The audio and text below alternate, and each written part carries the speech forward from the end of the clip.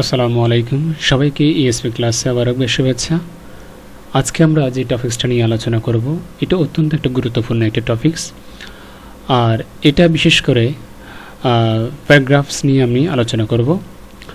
আজকে জানবো যে প্যারাগ্রাফের সচরাচর দুটো দিক থাকে, একটা হচ্ছে ভালো দিক যেটা গুড সাইড বলি, আর একটা হচ্ছে খারাপ দিক অর্থাৎ যেটাকে ব্যাড সাইড বলি। তা আমাদের পরীক্ষায় ভালো দিকটাও আসে, খারাপ দিকটাও আসে, অর্থাৎ আমরা এত কিছু চিন্তা করি না যে একটা প্যারাগ্রাফ কোনটা ভালো দিক কোনটা খারাপ দিক, বা ওই প্যারাগ্রাফ যেটা পরীক্ষায় আসে এটা দিয়ে কি খারাপ বোঝায় নাকি ভালো বোঝাচ্ছে, এত কিছু চিন্তা করি না। আমরা পরীক্ষায় আসলে সেটা কি করি, লিখে দিই, কিংবা পরীক্ষার আগে সাজেশন দিলে সেটা মুখস্থ করে ফেলি। তো আমি একটা ফরম্যাট তৈরি করেছি, যে ফরম্যাটটার মাধ্যমে আমরা অনেকগুলো ভালো দিক যেগুলো আছে প্যারাগ্রাফের ভিতরে, যে নামগুলোর মাধ্যমে আমি বুঝে যাব যে এই নামগুলো মূলত ভালো কিছু বোঝায়, তাহলে ওইগুলোর জন্য একটা ফরম্যাট তৈরি করেছি। আর ব্যাড সাইড যেগুলো, এগুলোর জন্য একটা ফরম্যাট তৈরি করেছি, সেটা কি প্যারাগ্রাফের ফরম্যাট। অর্থাৎ একটা প্যারাগ্রাফ যদি গুড সাইডের প্যারাগ্রাফ শিখি, একটা প্যারাগ্রাফ যদি গুড সাইডের ফরম্যাট হয়, তাহলে গুড সাইড রিলেটেড যত প্যারাগ্রাফ আছে, এখানে 30টার লিস্ট দিয়েছে, এছাড়া অনেক আছে যেগুলো দিয়ে ভালো দিক বোঝায়, যেমন student life, education, discipline, honesty, punctuality, এইভাবে 1 থেকে 30 পর্যন্ত দিলাম। এগুলো হচ্ছে ভালো দিক। আর আরেকটা হচ্ছে খারাপ দিক। সেটা কি?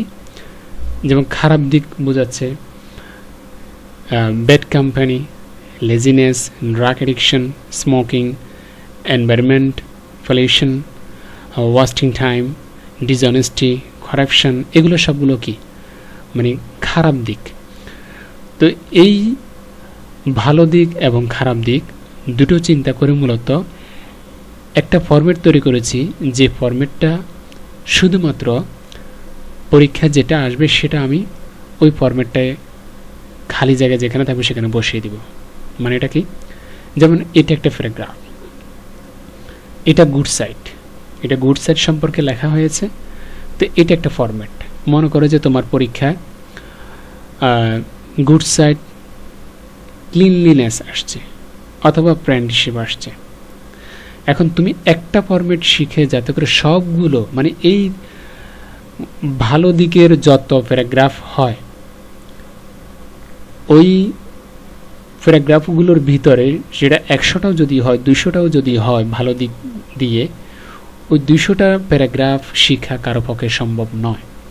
এই জন্য একটা ফরম্যাট শিখব, একটা ফরম্যাট শিখে 200টার ভিতরে যে প্যারাগ্রাফটা আসবে ওইটা যাতে করে এই টপিক নেম যেখানে আছে এখানে বসিয়ে দিয়ে আমি একটা ফরম্যাটের প্যারাগ্রাফটা কি করব, শিখব।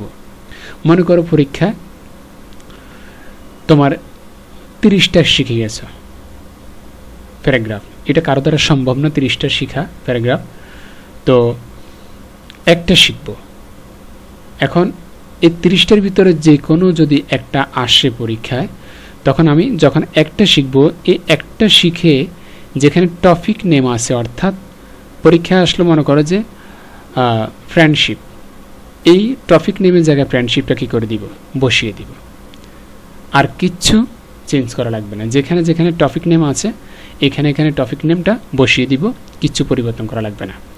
তার ভিতরে একটা আমরা উদাহরণ দিয়েছি, নিচে আমরা এমিল লাইফ সম্পর্কে আজকে আলোচনা করব। এক্সাম্পল হিসেবে তোমাদেরকে দিয়েছি, যেমন এখানে এমিল লাইফ অলরেডি আছে, যেটা আমরা দেখতে পাচ্ছি 10 নম্বরে।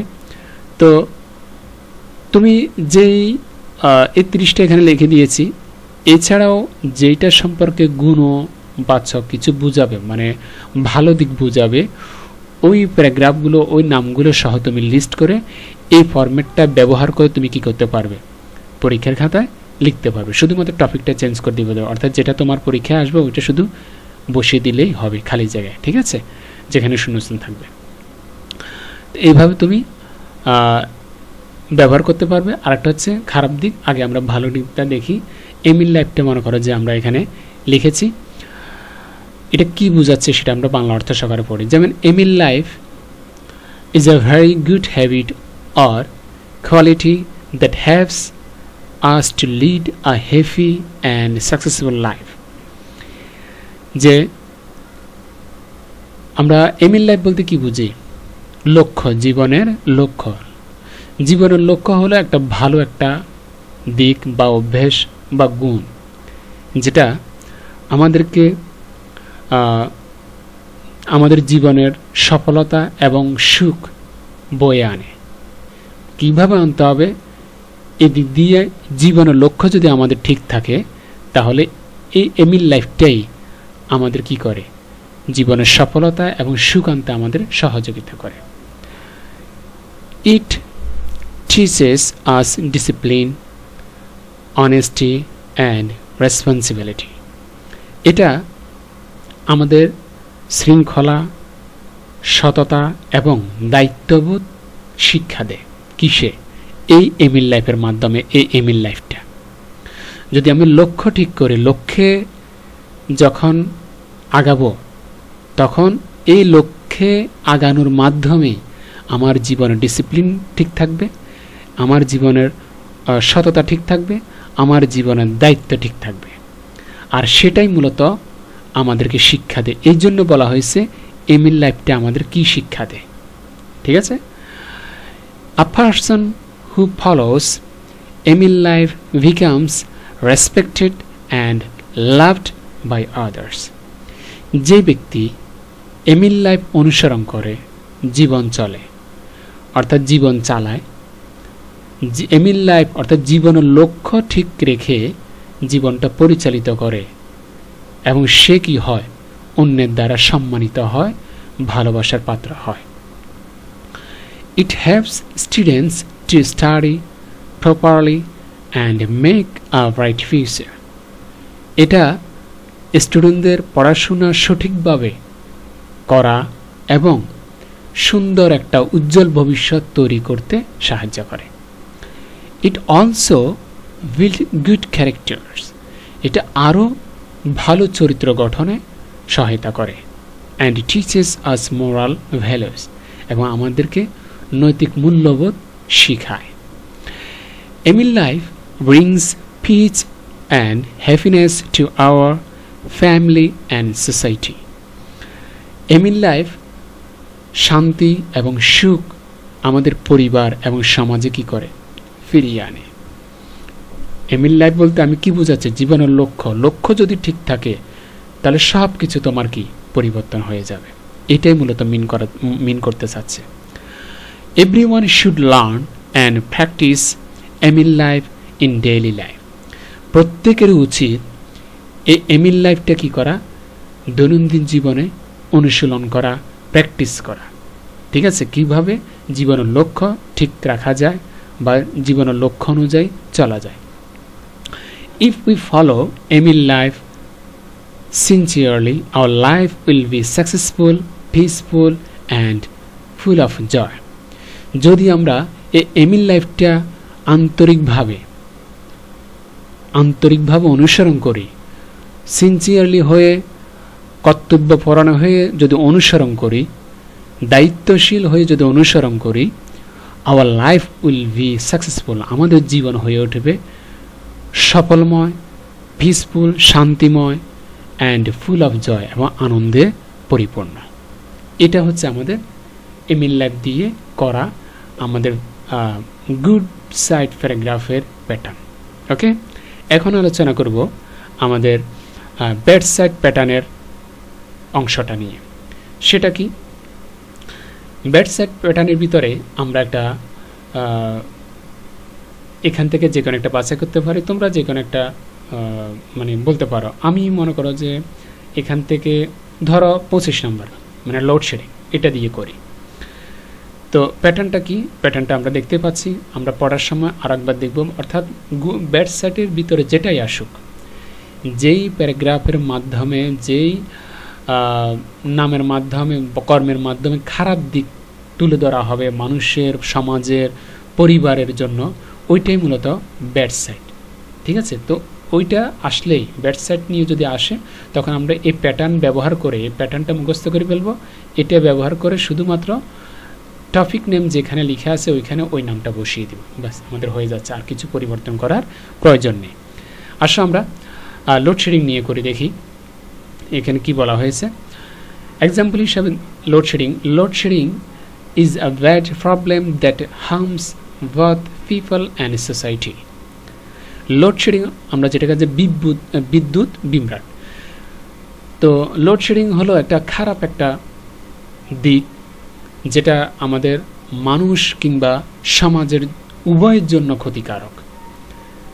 কারেন্ট চলে গেলে সবার জন্য ক্ষতিকারক না, এইটাই বোঝাচ্ছে আর কি।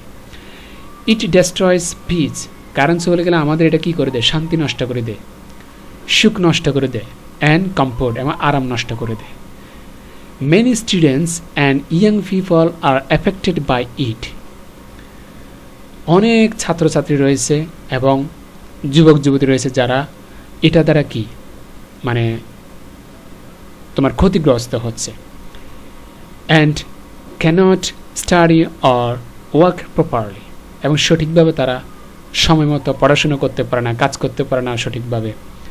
বিকজ অফ লোডশেডিং, এই লোডশেডিংয়ের কারণে people can't do their duties on time, মানুষ তাদের সময় মতো কী করতে পারে না, কর্তব্য করতে পারে না।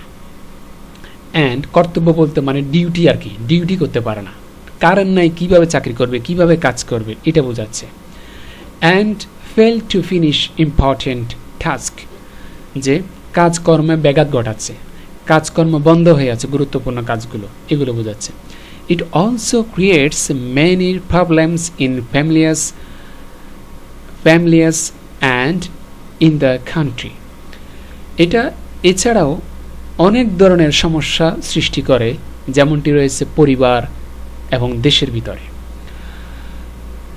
ফ্যাক্টরিজ স্টপ ওয়ার্কিং, কারখানায় কি হয়ে যাচ্ছে, কাজ বন্ধ হয়ে যাচ্ছে। অ্যান্ড বিজনেস সাফারিং লস, ব্যবসা লসে যাচ্ছে, লসের সম্মুখীন হচ্ছে। Crime and accidents increase during darkness, অন্ধকারে দুর্ঘটনা এবং অপরাধ বেড়ে যাচ্ছে।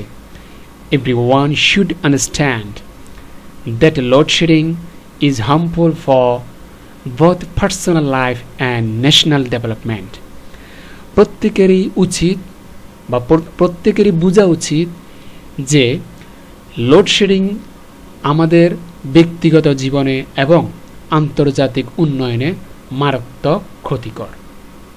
অর্থাৎ কারেন্ট চলে যাওয়াটা এটা মারাত্মক ক্ষতিকর।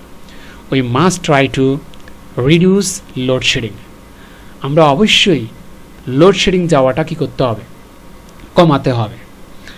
বাই সেভিং ইলেকট্রিসিটি, কি করে, আমরা বিদ্যুৎ সাশ্রয় করে, মানে অপ্রয়োজনীয়ভাবে কি করব না, ব্যবহার করব না। অ্যান্ড ইউজিং ইট কেয়ারফুলি, এবং অর্থাৎ সঠিকভাবে আমরা এটাকে কি করব, ব্যবহার করব। If we can stop load shedding, আমরা যদি এই লোডশেডিং বিদ্যুৎ চলে যাওয়াটা যদি আমরা বন্ধ করতে পারি, our life will be happy, আমাদের জীবন হয়ে উঠবে আনন্দময়, কমফোর্টেবল আরামদায়ক, অ্যান্ড পিসফুল এবং শান্তিপূর্ণ। ওকে, তাহলে আজকে বুঝলাম যে প্যারাগ্রাফের দুটো অংশ হয়, একটা খারাপ দিক, একটা ভালো দিক। আমরা দুটো প্যাটার্ন শিখে রাখবো, ঠিক আছে? এটা আমাদের রচনা লেখার ক্ষেত্রে অনেক সহযোগিতা করবে। তা আজকে পর্যন্ত শুধু এটাই বলবো, প্লিজ লিখে দিচ্ছি আমি একটু, সাবস্ক্রাইব দ্য চ্যানেল প্লিজ। যারা নতুন আছো, চ্যানেল এখনও সাবস্ক্রাইব করো নাই, প্রতিদিন যাতে করে নতুন নতুন টপিকস নিয়ে তোমাদের সামনে হাজির হতে পারি, সেজন্য অবশ্যই চ্যানেলটি সাবস্ক্রাইব করে রাখবে। আর তোমার কলিগ যারা আছে অবশ্যই তাদেরকে এই লিঙ্কটা শেয়ার করে দিবে, যাতে করে তারা দেখে তারাও কী করতে পারে, উপকৃত হতে পারে এবং প্রস্তুতি নিতে পারে। কারণ এতগুলো প্যারাগ্রাফ কারো পক্ষে শেখা সম্ভব নয়, এই জন্য দুটো প্যাটার্ন শিখব, একটা ভালো দিক, একটা খারাপ দিক। পরীক্ষাতে যেটাই আসুক শুধুমাত্র ওই এটা কি ভালো দিকের প্যারাগ্রাফ নাকি খারাপ দিকের প্যারাগ্রাফ সেটা মাথায় রেখে দুটো প্যাটার্ন শিখলেই আমাদের পরীক্ষায় অ্যান্সার করাটা সহজ হবে। তো অবশ্যই এই পিডিএফ শিটটা যদি তোমরা পেতে চাও অবশ্যই কী করতে হবে, ইএসপি ক্লাস যে হোয়াটসঅ্যাপ গ্রুপ আছে এখানে জয়েন হয়ে যাও। অর্থাৎ এই ভিডিওর নিচে ডেসক্রিপশন বক্স আছে, ডেসক্রিপশন বক্সে তোমার হোয়াটসঅ্যাপ গ্রুপের লিঙ্ক আছে। এই লিঙ্কে প্রতিদিন যা দেওয়া হচ্ছে লেসন, প্রত্যেকটা লেসনের পিডিএফ শিটটা ওখানে পাবে, এবং কি তোমাদের পরীক্ষা যত ধরনের সাজেশন দরকার আছে ওখানে পাবে। ঠিক আছে, আজকে পর্যন্তই। প্লিজ সাবস্ক্রাইব করে ইএসপি ক্লাসের সাথেই থাকুন। ওকে, আজকে এই পর্যন্তই। আল্লাহ হাফেজ।